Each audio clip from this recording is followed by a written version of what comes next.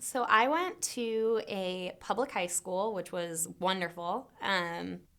And yeah, I loved my high school. It was a great experience. And then I went to Duke University in North Carolina, which um, I loved everything about Duke. And I'm from Northern California. And so I highly recommend switching coasts or, if you're from a coast going to the Midwest, just leaving the state you're from and having that experience because I learned so much just having friends from the South and seeing kind of how they learn and how they had grown up so differently than I had. But Duke was an amazing experience. And while I was at Duke, I didn't study abroad, but I did what they call studying away. And they have the Duke Marine Lab, which is in the Outer Banks of North Carolina. So I spent a semester and a summer there.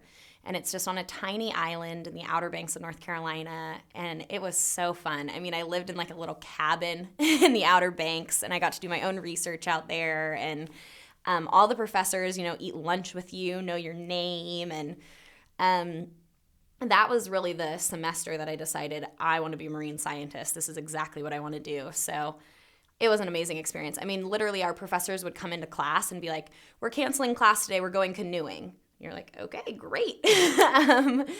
There were wild horses on one of the islands. You would go catch crabs, and it was just an amazing experience. And then I graduated in 2011, took a year off. And in that year off, studied for the GREs, applied to grad school, moved back to California, just kind of did some odd jobs, traveled. But it's hard to apply to grad school and be in college at the same time. It's a lot of work. And so then I started here at Scripps in the fall of 2012.